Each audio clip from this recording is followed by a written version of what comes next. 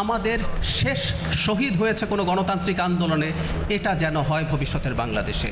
শেষ গণ অভ্যুত্থান যেন এটাই হয় বাংলাদেশের ইতিহাস। আর শুরুতে আমি এই জাদুঘর তৈরির পেছনে যারা নিরলসভাবে কাজ করেছেন, মানে আমি গতকাল গভীর রাতেও ফোন করেছি এর কর্মীদেরকে এবং জাদুঘরের ভারপ্রাপ্ত ডিজি তানজিমকে, এবং এখানে আমি মুস্তফা সরোয়ার ফারুকীকে দেখতে পাচ্ছি। এই জাদুঘর শুরু থেকে যে স্ট্রাকচারে দাঁড়িয়েছে সেটার পেছনে তারও খুবই লিডিং অবদান আছে, এবং এই কাজটা কতটা টায়ারিং, কতটা পরিশ্রম সাধ্য এবং কর্মীরা কি অকল্পনীয় রকম পরিশ্রম করেছে সেটা আমি অন্তত শেষের এই একটা অংশে এসে দেখতে পেরেছি। আমি সবার প্রতি কৃতজ্ঞতা জানাই। খুব নিখুঁত জাদুঘর হয়ে গেছে সেটা বলছি না, এটা একটা ইভলভিং প্রজেক্ট। আমরা দেখতে থাকবো, নতুন নতুন ভাবনা আসবে, কারণ আমি দেখেছি আমি যখন প্রতিবার গেছি নতুন কোনো একটা চিন্তা মাথায় হয়তো এসছে, এবং আমরা চেষ্টা করব যারা এটা দেখবেন প্রত্যেকে এটার ফিডব্যাকও দিতে থাকবেন, যাতে আমরা এই জাদুঘরটাকে আমাদের স্বপ্নের মতো করে সাজিয়ে তুলতে পারি। তো আমরা আসলে এখানে কী প্রদর্শন করতে চাইছি, এখানে আসলে দুটা বলা যায়। একটা হচ্ছে একজন মাফিয়া কিভাবে হয়ে উঠতে হয়। আমি শেখ হাসিনাকে ফ্যাসিস্ট বলি না, আমি রিপিটেডলি একটা কথা বলেছি, আমরা যদি শেখ হাসিনাকে ফ্যাসিস্ট বলি টু সাম এক্সটেন্ট আমরা তাকে সম্মান করি। আই রিপিট, একজন মাফিয়াকে ফ্যাসিস্ট বলা মধ্যে খানিকটা সম্মান দেয়া হয়। ফ্যাসিস্টের একটা রাজনীতি আছে। Sheikh Hasina specially post 2018 became an utter mafia. Textbook এক্সাম্পলের যে চেকলিস্টগুলো আছে মাফিয়া রেজিমের মিলে যায়। সো নিচতলায় আমরা দেখানোর চেষ্টা করেছি কীভাবে ওভার দ্য ইয়ার্স অপ্রেস করে, টর্চার করে মাফিয়া হয়ে ওঠা যায়। এবং একটা কথা খুব জরুরি, আমরা যেন এই ভুলটা যেন করে না ফেলি, কারণ এই লড়াইয়ের একজন গুরুত্বপূর্ণ পর্যবেক্ষক বা মনোযোগী পর্যবেক্ষক হিসাবে আমি বলবো এই লড়াইটা শুধু জুলাইয়ে হয়নি।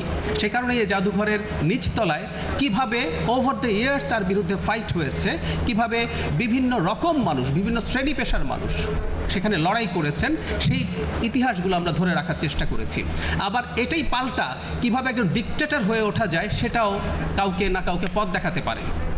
পরবর্তীতে যখন জুলাইয়ের কথা আসলো, আমার 2021 বা 22 সালের একটা বইয়ের কথা মাঝে মাঝে মনে পড়ে, how to stand up to a dictator, Nobel laureate journalist Maria রেজার বই।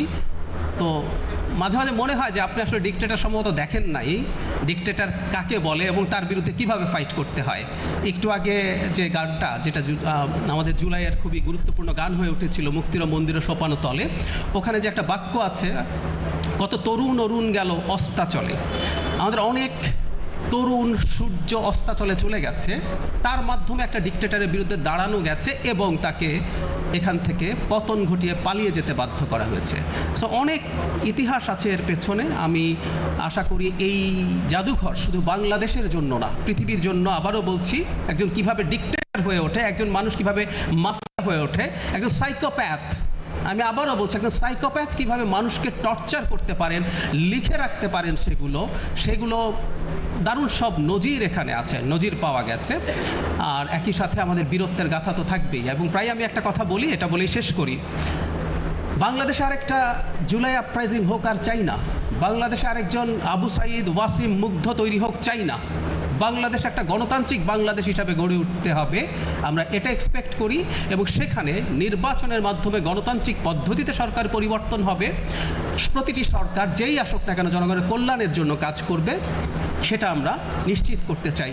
এবং আমি নিশ্চিতভাবেই বলতে পারি এই জাদুঘর ভবিষ্যতের রাজনীতিবিদ, সরকার সবার জন্যই একটা চমৎকার এক্সাম্পল তৈরি করবে কেন এই ধরনের রেজিম হওয়া যাবে না। আবারও বলছি, আমাদের শেষ শহীদ হয়েছে কোনো গণতান্ত্রিক আন্দোলনে, এটা যেন হয় ভবিষ্যতের বাংলাদেশে। শেষ গণ অভ্যুত্থান যেন এটাই হয় বাংলাদেশের ইতিহাসে। ধন্যবাদ।